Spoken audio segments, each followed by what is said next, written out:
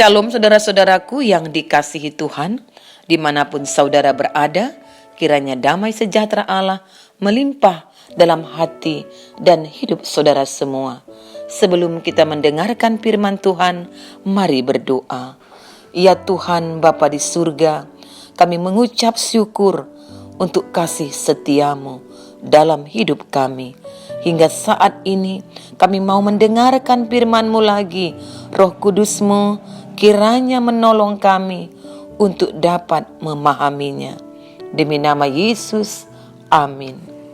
Firman Tuhan Yeremia 29 ayat 10 sampai 14. Sebab beginilah firman Tuhan, apabila telah genap 70 tahun bagi Babel, barulah Aku memperhatikan kamu. Aku akan menepati janjiku itu kepadamu dengan mengembalikan kamu ke tempat ini. Sebab aku ini mengetahui rancangan-rancangan apa yang ada padaku mengenai kamu. Demikianlah firman Tuhan, yaitu rancangan damai sejahtera dan bukan rancangan kecelakaan, untuk memberikan kepadamu hari depan yang penuh harapan. Dan apabila kamu berseru dan datang untuk berdoa kepadaku, maka aku akan mendengarkan kamu. Apabila kamu mencari aku, kamu akan menemukan aku. Apabila kamu menanyakan aku dengan segenap hati, aku akan memberi kamu menemukan aku. Demikianlah firman Tuhan. Dan aku akan memulihkan keadaanmu dan akan mengumpulkan kamu dari antara segala bangsa dan dari segala tempat kemana kamu telah kucerai beraikan. Demikianlah firman Tuhan, dan aku akan mengembalikan kamu ke tempat yang dari mana aku telah membuang kamu. Tema kita, Allah menyiapkan masa depan untuk kita. Saudara-saudaraku, kita patut bersyukur kepada Tuhan, Sang Pemberi hidup, yang telah menghantar kita sampai pada hari yang terakhir di tahun 2021 ini.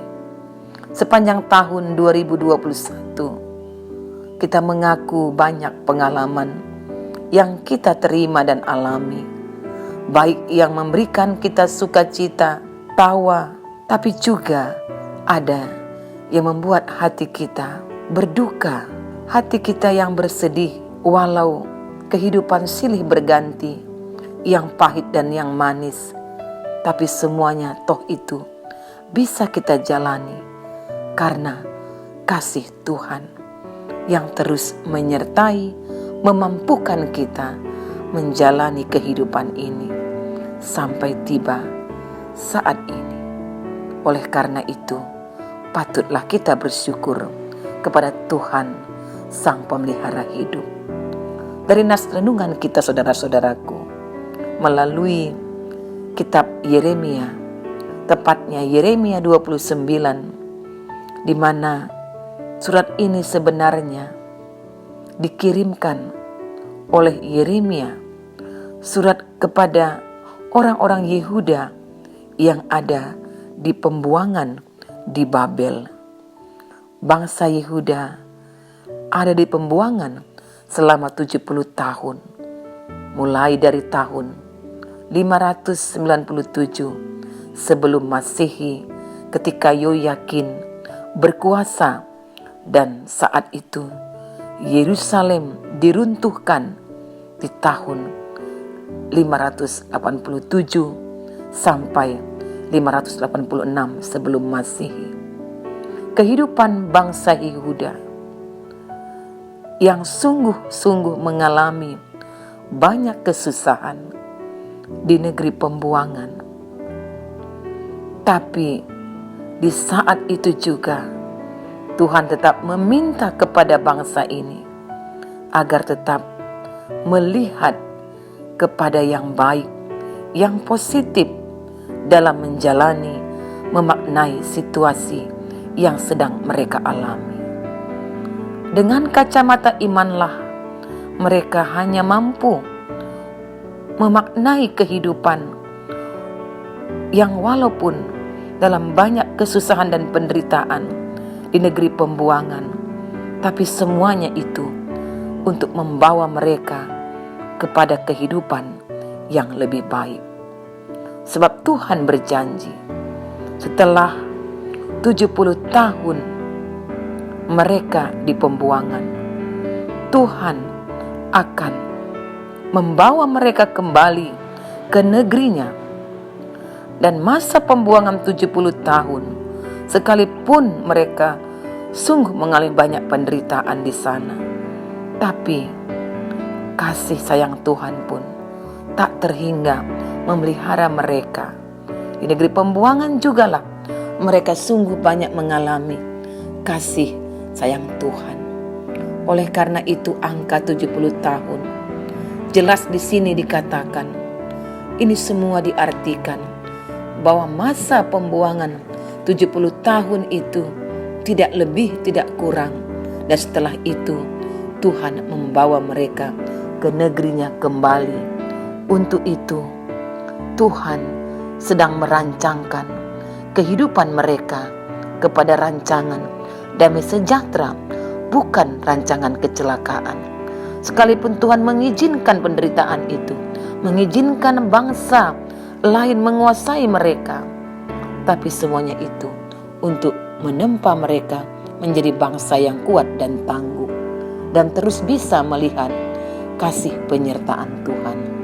Jadi di negeri pembuangan, mereka bukan mau disiksa, bukan mau dibiarkan oleh Tuhan, tetapi Tuhan ingin menjadikan mereka lagi lebih mengenalnya, lebih dalam, bahwa kasih sayang Tuhan tidak selalu berlaku dengan kesenangan, kemulusan hidup, tapi juga penderitaan, walau dikarenakan pemberontakan, ketidaktaatan mereka kepada Tuhan, tapi semuanya itu untuk memberikan mereka keinsapan, kesadaran bahwa Tuhanlah yang selalu menguatkan dan menempa mereka, menjadikan mereka bangsa yang tangguh.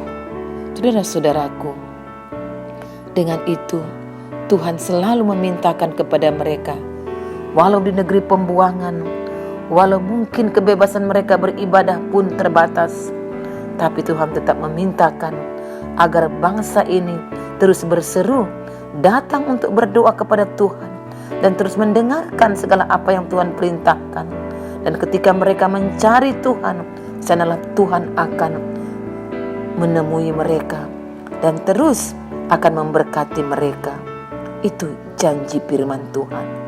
Oleh karena itu, selain itu juga mereka tetap dianjurkan untuk menjalani kehidupan mereka, bekerja seperti orang kebanyakan di negeri pembuangan, dan mereka terus melakukan aktivitasnya seperti biasa di negeri mereka, seperti melakukan pekerjaan mereka untuk mendirikan rumah, membuat kebun dan menikmati hasil kebunnya, mengambil istri dan menikahkan anak-anak mereka, dan juga mereka akan terus berdoa untuk kesejahteraan kota di mana mereka tinggal, bahkan mendoakan bangsa yang menaklukkan mereka.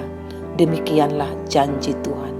Dan ketika mereka boleh menaatinya, sanalah mereka mengalami kasih sayang Tuhan yang tak pernah habis-habisnya dan tidak pernah meninggalkan mereka sekalipun mereka ada di negeri pembuangan. Dan inilah yang dianjurkan oleh Tuhan. Seperti juga Yesus pernah mengajar mereka, murid-muridnya, untuk bisa terus berdoa, bahkan mendoakan musuh. Demikian jugalah bangsa ini diingatkan untuk mendoakan kota di mana mereka tinggal, untuk kesejahteraan kota di mana mereka berada. Demikianlah bangsa Tuhan akan menjadi kuat sampai mereka kelak dibawa pulang ke negeri mereka semula.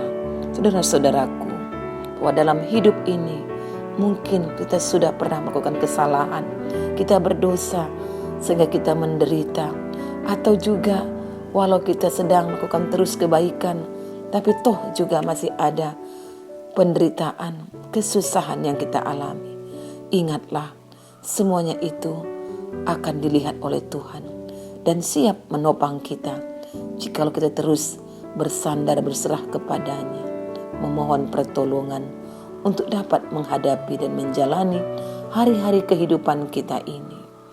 Bahwa kasih Tuhan dalam kehidupan kita tak pernah habis-habisnya sekalipun ada penderitaan, kesusahan. Seperti apa yang dikatakan oleh kitab Ratapan 3 ayat 22 sampai 23. Tak berkesudahan kasih setia Tuhan, tak habis-habisnya rahmatnya, selalu baru tiap pagi, besar kesetiaanmu.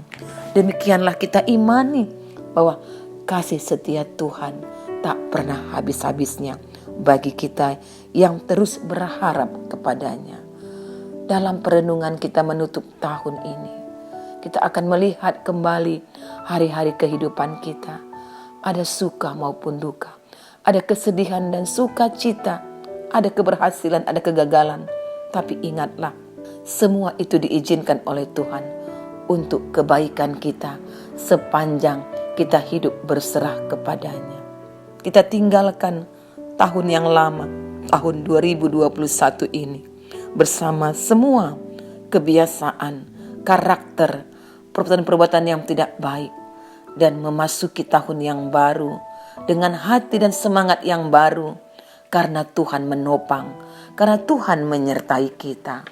Kita tidak tahu apa yang akan terjadi di tahun yang baru, tahun 2022, tapi tetap kita percaya dalam pengharapan iman kepada Tuhan, Sang Pemelihara hidup yang terus menyertai kita, yang membawa kita ke masa depan yang baik. Itulah yang kita imani. Masa depan yang baik akan terus dirancangkan untuk kita sepanjang kita hidup dengar-dengaran kepada Tuhan. Kita akan mengandalkan Tuhan dalam setiap persoalan hidup yang kita hadapi dan jalani, agar Tuhan memberikan kekuatan. Saudara-saudaraku, bersama dengan firman Tuhan yang terus menguatkan kita, memberikan kita pengharapan bahwa Tuhan membawa kita ke masa depan yang gilang gemilang. Berserahlah, percayakanlah hidup dalam penyertaan-Nya, bahwa di dalam Tuhan sajalah kita dapat melihat masa depan yang baik yang memberikan kita damai sejahtera. Hidup kita akan kita serahkan ke dalam tangan penyertaan-Nya.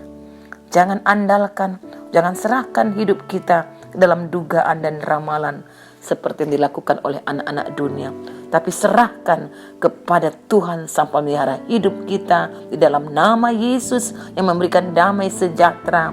Hidup kita akan mendapat kedamaian dan sukacita. Selamat memasuki tahun yang baru. Mari berdoa. Terima kasih Tuhan, Engkau baik, sungguh baik, yang memberikan kami kekuatan untuk meninggalkan tahun yang lama dan memasuki tahun yang baru dalam iman pengharapan hanya kepada Tuhan kami Yesus yang memberikan kami kehidupan dan kekuatan. Inilah doa kami, dengarkan ya Tuhan. Amin.